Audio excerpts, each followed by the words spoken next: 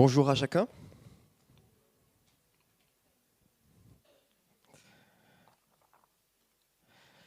Cette semaine, alors que je fabriquais un meuble, j'écoutais une interview. C'était une femme d'un certain âge. Elle s'appelle Lydia. C'est une scientifique de haut niveau, spécialisée en microbiologie des sols, en agronomie et en agriculture de restauration des sols, en agriculture régénérative. Une femme qui connaît son sujet. Et elle nous partageait, enfin elle partageait aux journalistes qui l'interviewaient, son malheur du moment. Elle racontait avec une pointe de tristesse que l'une de ses petites filles, pourtant attirée par les études scientifiques, préférait poser ses questions à ChatGPT plutôt qu'à elle. Pourquoi ? Parce que c'était plus rapide. En entendant cela, je me suis dit, voilà une image très actuelle de quelque chose de très ancien. Le raccourci plutôt que la relation. La réponse immédiate plutôt que l'apprentissage dans la proximité. L'accès rapide au savoir plutôt que la confiance en une personne. Qui parmi vous voit déjà à quel passage biblique cela m'a fait penser ?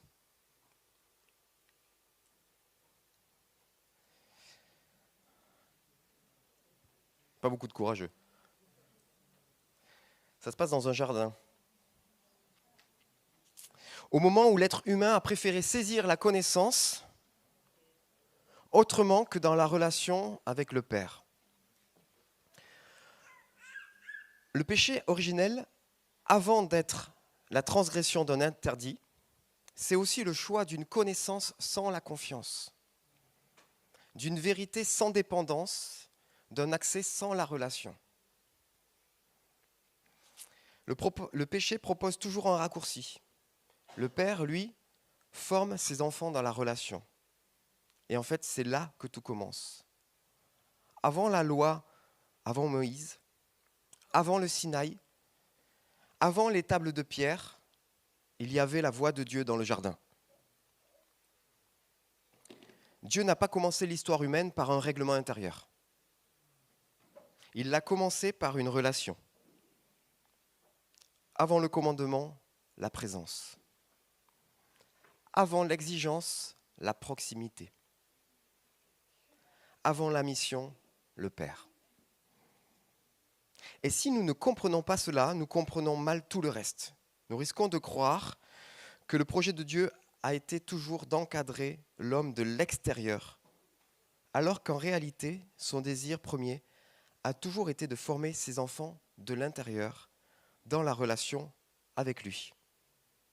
Quand on ouvre la Bible, on découvre que Dieu ne crée pas Adam pour le surveiller, mais pour être avec lui. Je le redis, avant la loi, il y avait la voix.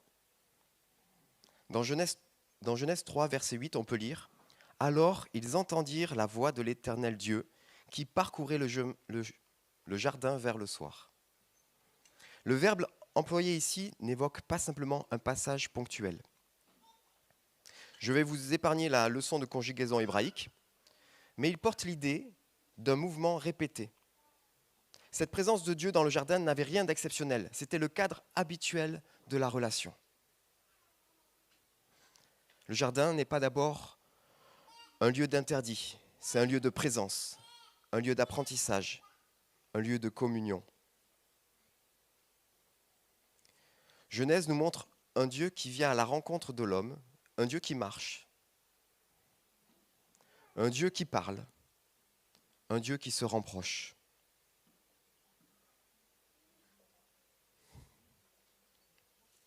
Plus tard, quand Dieu fait sortir les Hébreux d'Égypte et qu'il leur donne rendez-vous au mont Sinaï, ce n'est pas d'abord pour leur donner un code, mais pour se révéler et les rappeler à être en relation avec lui. La rébellion dans le jardin était le refus de cette relation que Dieu n'a eu de cesse de proposer à l'homme. Et là encore, avant d'arriver au Sinaï, il déclare « Vous serez pour moi un royaume de prêtres et une nation sainte » Exode 19, 6. Un prêtre, c'est quelqu'un qui est en relation avec Dieu. Mais là encore, les hommes ont refusé. Ils ont refusé ce lien direct qui leur faisait peur. Ils dirent à Moïse, en Exode 20, 19, « Parle-nous toi-même, et nous écouterons. » Mais que Dieu, mais que Dieu ne nous parle pas de peur que nous ne mourions.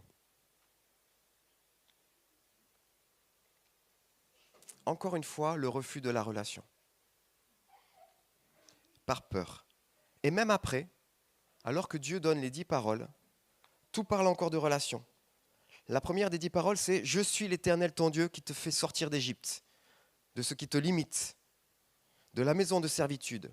C'est pourquoi, excusez-moi, je paraphrase, vous l'avez compris, tu n'auras pas d'autre Dieu, je serai le seul avec qui tu seras en relation.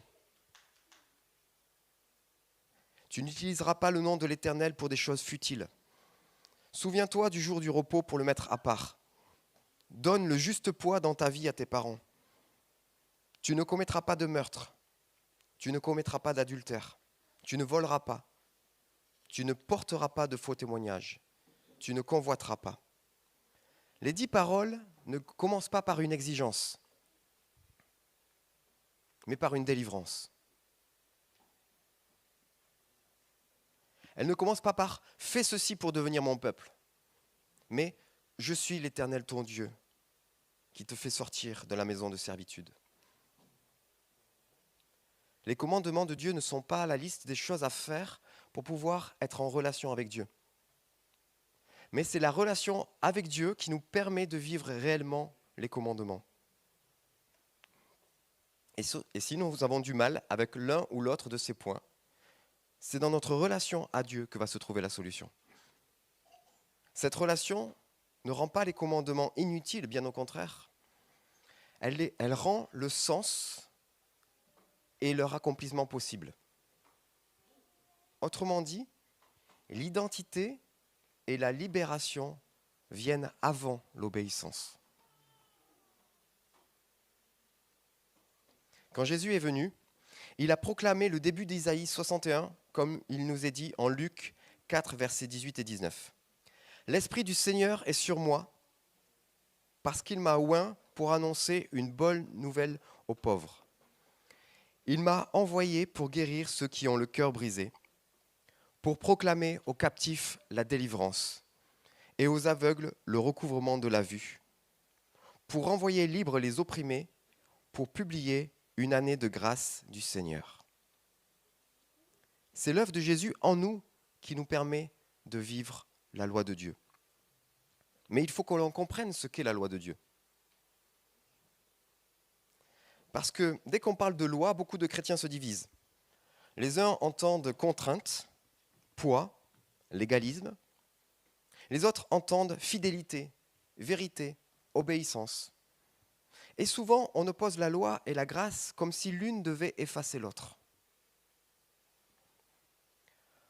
Paul a écrit à nos cousins les Galates, au chapitre 19.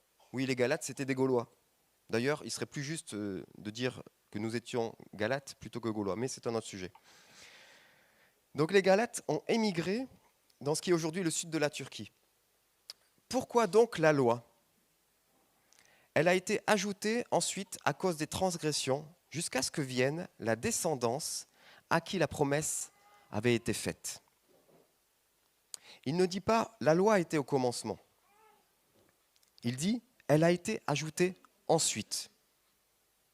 Cela veut dire qu'elle n'est pas première dans l'histoire du projet de Dieu.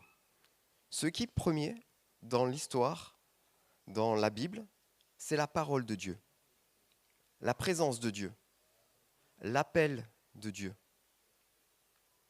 la promesse de Dieu. Jusqu'à ce que la descendance soit venue, et cette descendance, Paul l'a identifiée au verset 16, et nombre d'entre vous l'ont déjà identifiée, cette descendance, c'est Jésus. Jésus qui a déclaré en Matthieu 5, 18, « Jusqu'à ce que le ciel et la terre passent, pas un iota ni trait de lettre ne disparaîtra de la loi, jusqu'à ce que tout soit accompli. » C'est le verset préféré de ceux qui désirent continuer à vivre sous les ordonnances les ordonnances qui avaient été confiées aux Hébreux au travers de Moïse. Je vais vous prendre un petit exemple, un peu par l'absurde, pour vous montrer quelque chose. Est-ce que quelqu'un aujourd'hui pratique encore les sacrifices au temple? Non, et vous avez raison. Est-ce que Dieu a voulu cette situation? Oui, il l'avait annoncé. Est-ce que la loi a changé? Non. On ne suit plus certaines des ordonnances, et pourtant, ça n'a aucun impact sur la loi. La loi n'a pas bougé d'un iota. La loi est plus large que les ordonnances. Les sacrifices étaient dans la loi, mais ils n'étaient pas la finalité de la loi. Ils étaient une expression provisoire, une expression dynamique, une expression prophétique de quelque chose que Christ allait accomplir à la croix. Hébreux 10 nous dit qu'ils étaient une ombre des biens à venir. Yeshua n'a pas annulé la loi, il a accompli ce que les ordonnances annonçaient. Les ordonnances faisaient partie de cette pédagogie divine, mais elles n'étaient pas le centre ultime.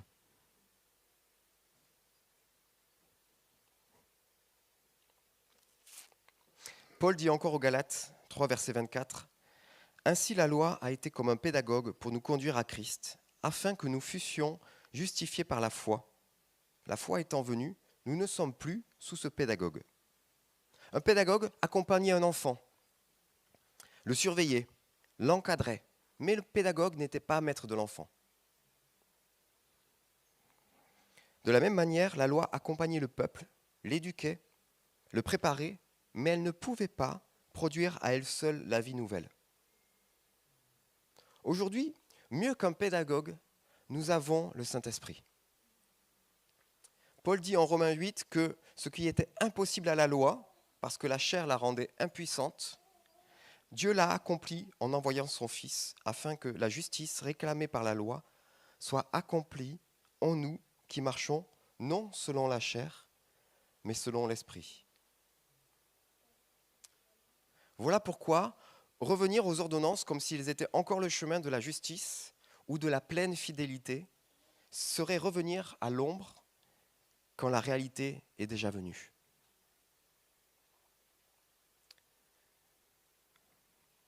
Quand on est enfant, pour apprendre à faire ses lacets, on peut apprendre au travers d'une comptine. La comptine nous apprend et nous permet d'apprendre à faire le lacet. Mais une fois devenus adultes, est-ce que nous devons continuer à faire la comptine pour faire nos lacets tous les matins?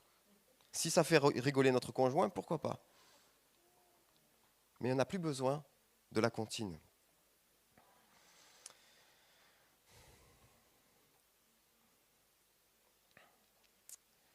D'ailleurs, certaines de ces ordonnances, certaines de ces pédagogies qui étaient bonnes à l'époque, nous empêcheraient aujourd'hui de vivre notre mission. Les règles alimentaires, par exemple, elles avaient des conséquences dans la relation aux autres. C'est pourquoi certains ont pu reprocher à Pierre, on le voit en Acte 11, verset 3, « Tu es entré chez des incirconcis, c'est-à-dire des païens, et tu as mangé avec eux. » Et plus tard, en Galates 2, verset 12, Paul raconte que Pierre mangeait avec des non-juifs, et puis sous la pression de certains, il se retira et se tint à l'écart. On voit que cela posait des problèmes pour la mission qui était d'aller et de faire toutes les nations des disciples. Ce qui est en jeu là, ce n'est pas un détail culturel. C'est la vérité même de l'Évangile dans la vie commune de l'Église. Paul dira à Pierre, « Si toi qui es juif, tu vis à la manière des païens, et non à la manière des juifs, pourquoi est-ce que tu forces les païens à judaïser ?» C'était en Galates 2, 14. Voilà le danger. Le danger, ce n'était pas le sérieux vis-à-vis de l'Écriture, pas le désir sincère d'obéir à Dieu, mais le danger, c'était la tentation de remettre sur le cou des disciples un joug que les apôtres eux-mêmes ont refusé d'imposer.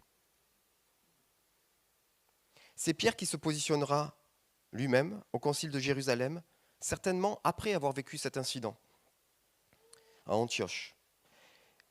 Et ayant avancé dans sa compréhension, il dit « Pourquoi tentez-vous Dieu en mettant sur le cou des disciples un joug que ni nos pères ni nous n'avons pu porter ?» Acte 15, verset 10. Le problème commence donc lorsque des marqueurs propres à l'alliance mosaïque redeviennent dans l'Église des gages de fidélité, des gages, des critères de pureté, des critères d'appartenance. Paul parlera même de ceux qui vous contraignent à vous faire circoncire en Galates 6, 12. Pourquoi je parle de ces sujets aujourd'hui? Vous devez vous dire, je n'ai pas vu beaucoup de personnes dans notre assemblée qui ont cette pente-là. Eh bien, vous avez de la chance.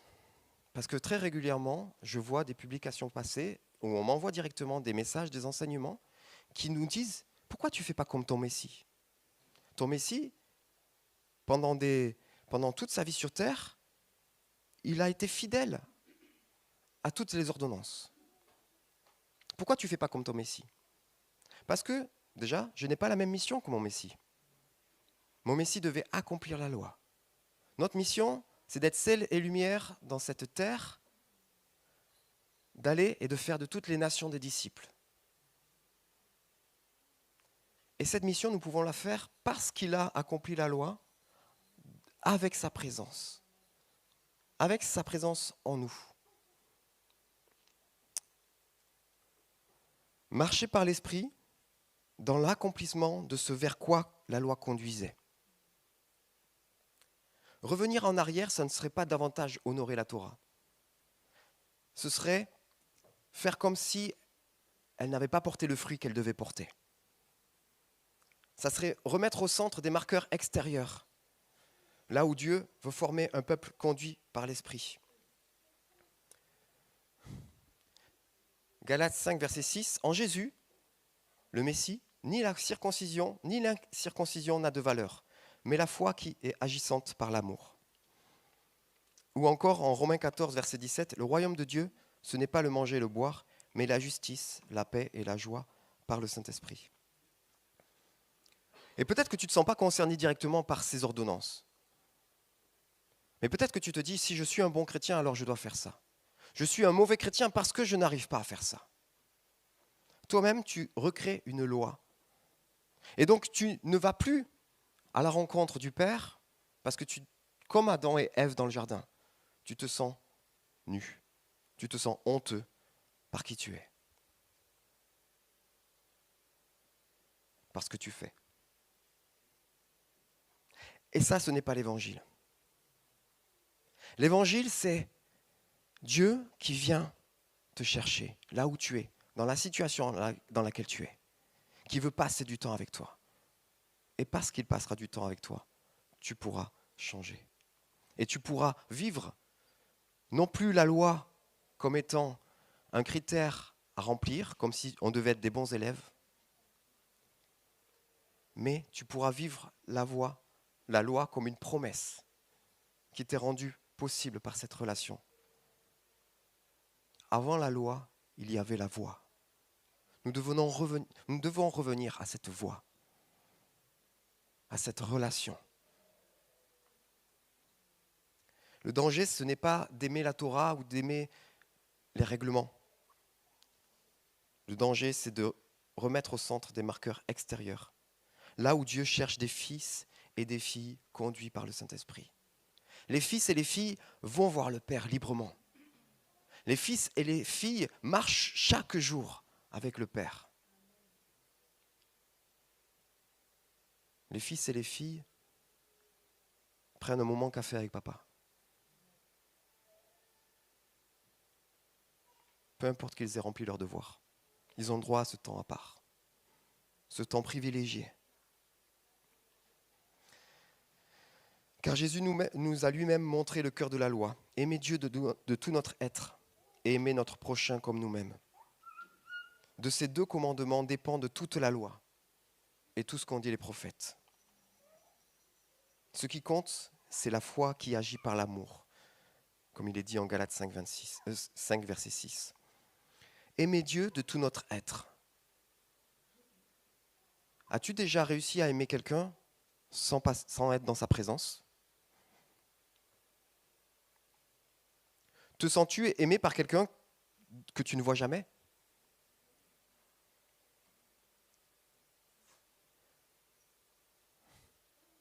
La semaine dernière, mes enfants étaient loin de moi. L'un était chez sa grand-mère, l'autre était chez mes beaux-parents. Eh bien, ils ont pu vivre plein de choses pendant leur semaine. Il y a une chose qu'ils n'ont pas pu vivre, c'est l'amour de leur père. Il y a une chose que je n'ai pas pu vivre la semaine dernière, c'est l'amour de mes fils. Ce n'est pas parce que mes enfants ont été sages et ils ont respecté toutes les règles de mamie et toutes les règles des animateurs que je me suis senti aimé. Alors quand j'entends le retour des animateurs et de la belle-mère, pas de ma grand-mère, oui, je suis fier. Mais je n'ai pas vécu l'amour parce qu'ils ont respecté un tas de règles. Dieu ne vit pas ton amour quand tu respectes un tas de règles. Ça ne veut pas dire qu'il ne faut pas respecter les règles, vous avez bien compris. Mais que c'est dans la relation que les choses se font.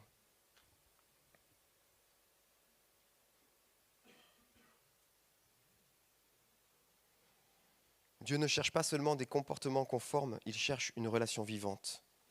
Le drame de l'homme a commencé quand il a voulu la connaissance sans la relation. La restauration commence quand des fils et des filles reviennent à la voix du Père. Et peut-être que depuis le début de ce message, il y a un mot que je répète qui, toi, te fait mal. Peut-être que pour toi, c'est difficile, cette image du Père.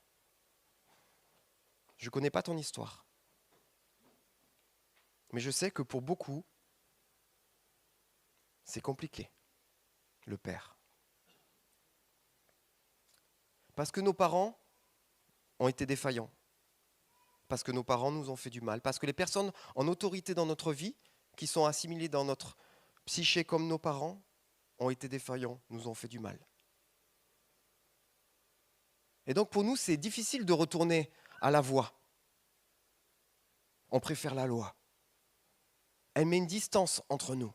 On préfère des intermédiaires, ça met une distance entre nous. Parce que cette image du Père, elle est brisée. Cette image du Père, elle est amochée. Cette image du Père, elle est modifiée, elle est détruite. Et Jésus est venu pour nous réconcilier avec le Père. Dans tout ce qu'il nous annonce dans Ésaïe 61, l'objectif, c'est de pouvoir nous rendre aptes à cette relation. Je vais essayer de retrouver dans mes notes ce passage-là.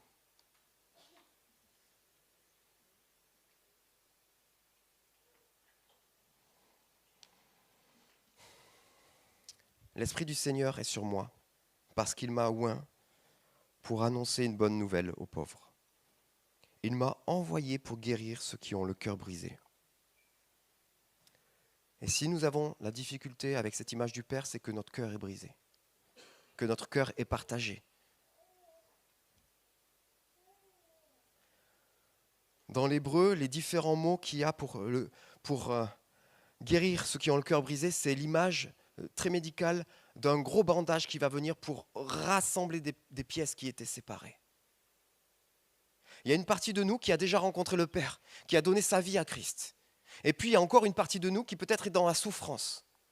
Parce que l'histoire, mon histoire, notre histoire, a fait que notre cœur s'est brisé. Et ce n'est pas une image poétique, c'est une réalité. Notre cœur peut se briser. Et si pour toi, encore aujourd'hui, cette image du Père, elle est difficile, ne reste pas seul. Viens nous voir, peut-être à la fin ou peut-être à un autre moment. Viens rencontrer quelqu'un. Parce que ce n'est pas normal qu'aujourd'hui, tu puisses vivre encore cette souffrance vis-à-vis de l'image du Père. Tu as le droit, comme tous, d'accéder librement à ce jardin clos qui est ton lieu de rencontre avec le Père.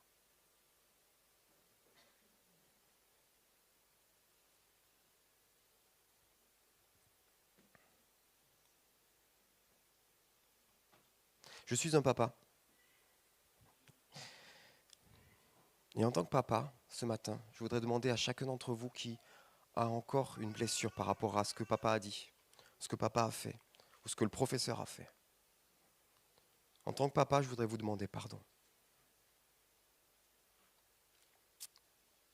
Parce que papa n'a pas su te regarder. te voir pour qui tu étais. Parce que papa a mis sur toi des attentes. Ou au contraire, papa n'était tellement pas là que tu avais l'impression que tu n'avais aucune valeur. Ou alors, oui, ton père t'a vu, mais avec un regard qu'un père ne devrait pas porter sur un enfant. Et je te demande pardon pour ce regard-là, en tant que papa. Je te demande pardon en tant que papa pour ces parents qui te font croire, qui t'ont fait croire que Dieu était un Dieu autoritaire. Qu'il fallait que tu sois excellente pour avoir le droit d'être aimée. Ou des parents qui t'ont tellement pas donné de cadre, qui en fait t'ont fait croire que tu n'avais pas d'intérêt.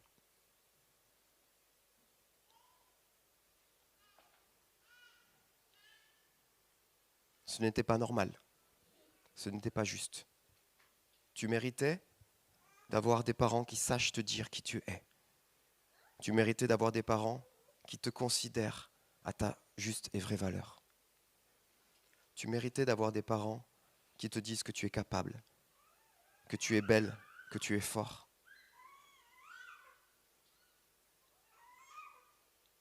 Ce que tu méritais, c'est d'avoir un père aimant. Et aujourd'hui, ce père est disponible.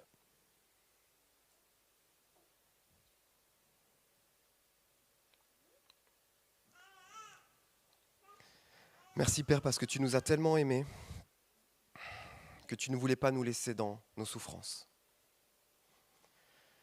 Tu as envoyé ton Fils unique, le seul, le magnifique, celui dont on a célébré le nom ce matin.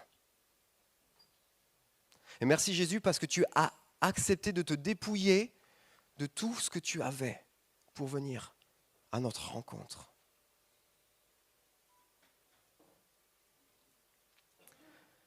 Tu as estimé que notre prix était inestimable. Tu as estimé que notre vie valait tellement que tu pouvais tout donner pour cette vie-là. Et tu as tout donné. La folie de la croix ne t'a pas fait peur. La folie de la croix dans laquelle tu t'es donné.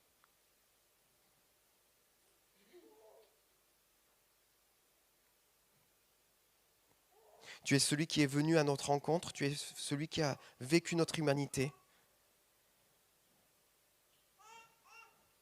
pour nous réconcilier avec le Père, pour nous réconcilier et nous envoyer dans notre vie sur terre et dans notre mission sur terre. Merci Saint-Esprit pour l'œuvre que tu fais aujourd'hui dans nos vies. Jésus l'a dit, il est plus avantageux pour moi que je m'en aille. Cette parole pourrait être incompréhensible. La vérité, c'est que Jésus ne pourrait pas, s'il était physiquement devant toi, passer autant de temps avec toi qu'avec le voisin, qu'avec celui qui habite à l'autre bout. C'est pour ça qu'il était avantageux pour nous qu'il s'en aille, pour pouvoir être présent. Et maintenant, il est là. Il n'est pas extérieur à toi, il n'est pas lointain. Il est venu habiter en toi et il vient habiter en toi à partir du moment où tu dis oui. J'accepte que tu sois mon sauveur, mon Seigneur. Que tu puisses venir faire ton œuvre en moi, restaurer ce qui a besoin de l'être. Pour que je puisse moi aussi revenir jour après jour dans ce jardin, rencontrer la voix du Père qui est sécurisante, qui est aimante, qui dit la vérité sur qui je suis, la vérité dans ma vie. Car le Père est disponible tous les jours pour prendre soin de nous, pour nous permettre de grandir, pour nous permettre d'avancer. Avec la foi en Jésus, Yeshua, le Messie. Merci Père parce que tu es bon. Merci Père parce que tu es juste.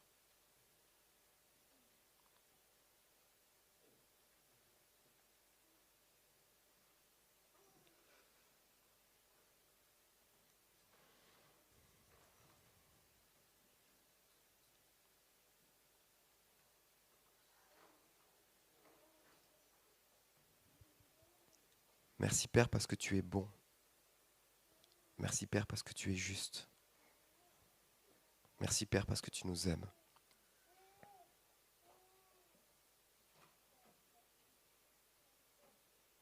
Je vais terminer là. Peut-être que Fabienne aura quelques mots à rajouter. Et après, si vous avez besoin, quelques-uns, nous sommes là pour prier avec vous si nécessaire. Je vous remercie. Merci David. Donc on est d'accord que c'est un sujet mais pas plus simple et plus facile. Merci. Il faut des fois du courage pour prendre certains sujets. Vous savez que c'est un sujet, la loi, la grâce abolie, il faut accomplir à la lettre. Encore au XXIe siècle, tout le monde on se déchire là-dessus. D'accord ? Donc je crois que c'est bien qu'on ait une théologie, comme David l'a partagé, qui soit christocentrée. Qu'est-ce qu'elle dit ? C'est centré sur Jésus. Ça va ? Parce que Jésus a tout accompli. Et quand Jésus a tout accompli vraiment très minutieusement, c'est que c'était important. Et que la loi en elle-même n'est pas mauvaise. Sinon, il ne l'aurait pas accompli. Ok ? Voilà. Donc, on n'est pas dans le « ah, c'est fini, maintenant on jette l'Ancien Testament et voilà ». Et puis maintenant, on est dans le Nouveau Testament. Et puis, ou alors maintenant, dans le Nouveau Testament, on va ajouter avec ce que Jésus on va essayer d'accomplir avec ce que Jésus a rajouté. Parce que vous avez entendu, dans le Sermon sur la montagne, vous avez entendu qu'il a été dit, mais moi, je vous dis. On dit purée, c'est pire. Déjà que on n'y arrivait pas, deuxième couche. Donc il faut comprendre derrière les mots, qu'est-ce qu'il y a. Et cette histoire de relation, il a accompli ce que nous ne pouvions pas accomplir. Et quand il est en nous, alors c'est lui qui nous conduit dans le Saint-Esprit pour arriver à vivre la vie que nous n'étions pas capables de faire et que je ne suis toujours pas capable de faire s'il ne fait pas des trucs en moi. Ok, ça va ? Si vous avez des questions, moi aussi.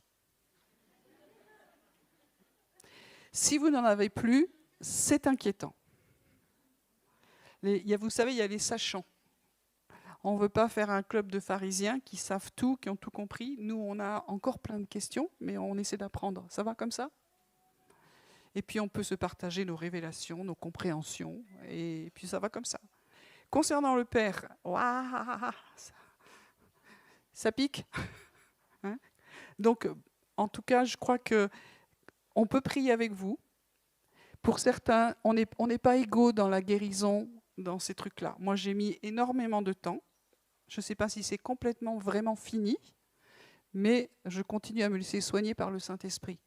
Mais ce que j'ai vécu sur terre, ou pas vécu, que ce ne soit pas un obstacle à une vraie intimité avec le Père, le Fils et le Saint-Esprit. C'est ça qu'on cherche.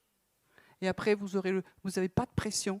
Vous avez le temps qu'il faut pour guérir, pour que Dieu fasse les choses, mais qu'il ne soit plus, vous savez, quand on commence à prier, puis il y a un truc qui se met au milieu, là. Et vous étiez pas mal, et puis tout à coup, paf, il y a des souvenirs, des machins, des trucs qui reviennent. C'est ça que Dieu guérit. Et pour moi, aujourd'hui, je peux dire, c'est derrière. Ça a mis un peu de temps, mais c'est derrière. Et peut-être qu'il y aura encore d'autres choses, et ce sera encore derrière, parce que Christ a déjà tout porté à la croix. Ok ? Donc tranquille là-dessus aussi.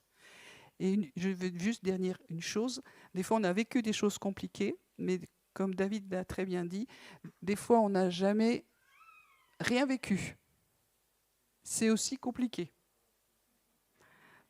Dans les cours que je fais, ce qu'on apprend, c'est que le rien n'est pas rien.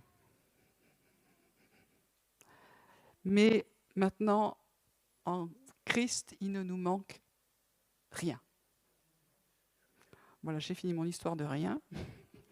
Sur ce, je vous laisse avec Jésus, dans la paix, dans le shalom. Et donc, je vous souhaite une belle semaine. Et puis, on se retrouve donc pour le week-end prochain, qui sera vraiment un week-end de défi. Donc, on se prépare aussi. Voilà. Et comme ça a été dit, s'il y en a qui ont besoin qu'on prie avec vous, eh bien, il y aura des gens, je pense, dispo. Voilà. Merci.